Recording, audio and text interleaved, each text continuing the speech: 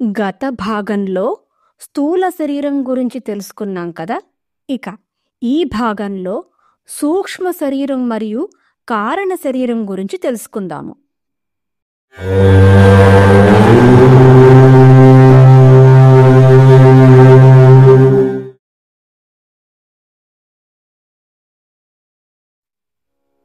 వాక్కు మొదలైన పంచ కర్మేంద్రియాలు, పంచ జ్ఞానేంద్రియాలు, పంచ ప్రాణాలు, అంతఃకరణ చతుష్టయము, విద్య, కామము, కర్మ మొదలగునవన్నిటినీ కలిపి సూక్ష్మ శరీరం అని పిలుస్తారు. స్వప్నావస్థలో ఈ సూక్ష్మ శరీరం కర్మ ఫలాన్ని అనుభవిస్తుంది. ఈ సూక్ష్మ శరీరాన్నే లింగ శరీరం అని కూడా పిలుస్తారు. గుణత్రయమే కారణ శరీరము. సుషుప్తి అవస్థలో కారణ శరీరం ఉంటుంది. ఈ అవస్థలో స్థూల శరీరం పూర్తిగా విశ్రమిస్తుంది. బుద్ధి బీజమాత్రంగానే ఉంటుంది.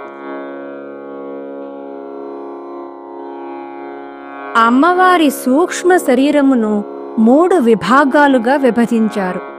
అవే సూక్ష్మము, పంచదశి మహామంత్రము, సూక్ష్మ తరము, కామ కళాక్షరము, సూక్ష్మ తమము అంటే కుండలిని.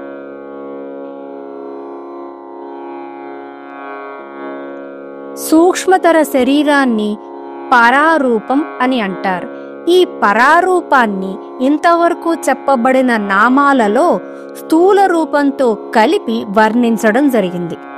పంచదశి మంత్రంలో 3 భాగాలు ఉంటాయి. మొదటి భాగంలో 4 బీజాక్షరాలు ఉంటాయి. దీనికే వాగ్భవ కూటమి అని పేరు. రెండవ భాగంలో 5 బీజాక్షరాలుంటాయి. దీనికి కామరాజ కూటమి అని పేరు. మూడవ భాగంలో 3 బీజాక్షరాలుంటాయి. దీనికి శక్తి కూటమి అని పేరు. ఈ కూటములకే ఖండములు అని కూడా పేరుంది. ప్రతి ఖండానికి వెనక హ్రీంకారం చేర్చబడి ఉంటుంది. వాగ్భవ కూటమి వలన సకల విద్యలు లభిస్తాయి. సూక్ష్మ శరీరంలోని ఈ మంత్రాక్షరములనే స్థూల శరీరంలోని ముఖముగా వర్ణించారు. అందుచేత అమ్మవారి స్థూల సూక్ష్మ శరీరాలకు భేదం లేదు. ఈ విషయాన్నే శ్రీ లలితా సహస్రనామంలోని 85వ నామమైన శ్రీమద్ వాగ్భవకూటైక స్వరూప ముఖ పంకజ అనే నామం మనకు తెలియజేస్తోంది. మహిమగల వాగ్భవము అను పేరుగల అక్షర సముదాయమే ముఖ్యమగు స్వరూపముగా గల తామర పువ్వు వంటి ముఖము గలది అమ్మవారు అని ఈ నామానికి అర్థం కలదు. ఈ నామములో శ్రీం బీజాక్షరం దాగి ఉంది. కళ్ళు, పెదవులు, కంఠము, చెవులతో కూడిన వాక్కులను దేవి ముఖము కలిగిస్తుంది. వాగ్భవ కూటమి ఋగ్వేదాత్మకము. ఇది పురుషార్థాలలోని ధర్మాన్ని ఇస్తుంది. గాయత్రీ మంత్ర సారము కలిగి ఉంటుంది. కామరాజ కూటమి యజుర్వేదాత్మకము. ఇందులో పురుషార్థాలలోని అర్థము, కామము ఉన్నాయి. శక్తి కూటమి సామవేదాత్మకము. ఇది మోక్షాన్నిస్తుంది. పురుషార్థాలను 3 వర్గాలుగా విభజించారు. ధర్మం ఒక వర్గం, అర్ధ కామములు ఒక వర్గం మరియు మోక్షం ఒక వర్గం. అందుకే అమ్మవారిని త్రివర్గధాత్రి అని శ్రీ లలితా సహస్రనామం స్తుతిస్తుంది. అలాగే 3 కూటములు అమ్మవారిలోనే ఉన్నాయి కనుక త్రికూట అని కూడా అమ్మవారిని స్తుతించడం మనము చూడొచ్చు.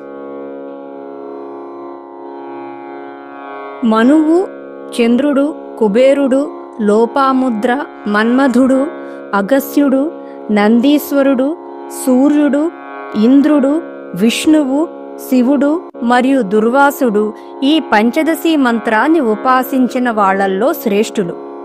మనము లోగడ పంచదశి మంత్రాన్ని కాది విద్య హాది విద్యగా ఉపాసిస్తారు అని చెప్పుకున్నాం కదా. పంచదశి మంత్రము హకారంతో మొదలైతే హాది విద్య, కకారంతో మొదలైతే కాది విద్య అవుతుంది. పంచదశి మంత్రాన్ని బాలా మంత్రంతో జోడిస్తే సౌభాగ్యాన్నిచ్చే సౌభాగ్య విద్య అవుతుంది. గణపతి మంత్రంతో జోడిస్తే విద్యా గణపతి మంత్రం, అలాగే గోపాల మంత్రంతో జోడిస్తే గోపాల సుందరి మంత్రాలు అవుతాయి. సౌందర్యలహరిలోని 32వ శ్లోకం ఇలా చెప్తోంది: శివః శక్తిః కామః క్షితిరథ రవిః శీతకిరణః స్మరో హంసః శక్రస్తదను చ పరామారహరయః అమేయం యస్యాంకే పరిణతిరమేశ్రస్త్ర జగతాం స అంశః త్రైలోక్యం జయతి కుసుమానాం జలనిధిః. ఓ తల్లి, నీ నామాన్ని పంచదశి మంత్రం ఏర్పరిచే భాగాలు 3 వర్గాల సమూహాలు. మొదటి సమూహం శివ అంటే సర్వవ్యాపక చైతన్యం, శక్తి సర్వవ్యాపక శక్తి, కామ అంటే కోరిక, క్షితి అంటే భూమి అనే పదాల ద్వారా సూచించబడుతోంది. రెండవ సమూహం రవి, శీతకిరణ అంటే చంద్రకిరణాలు, స్మర అంటే ప్రీతి లేక స్మరణ, హంస అంటే ఆత్మ మరియు శక్ర అంటే ఇంద్రుడు లేక శక్తి ద్వారా సూచించబడుతోంది. మూడవ సమూహం పరా అంటే పరమాత్మ, మారా అంటే కోరిక లేక మోహం, మరియు హరి అంటే విష్ణువు లేక స్థితికారుడుతో పాటు ప్రతి 3 అక్షరాల సమూహాల చివరన హ్రీలేఖ అంటే హ్రీం అనే అక్షరం జోడించబడి ఉంటుంది.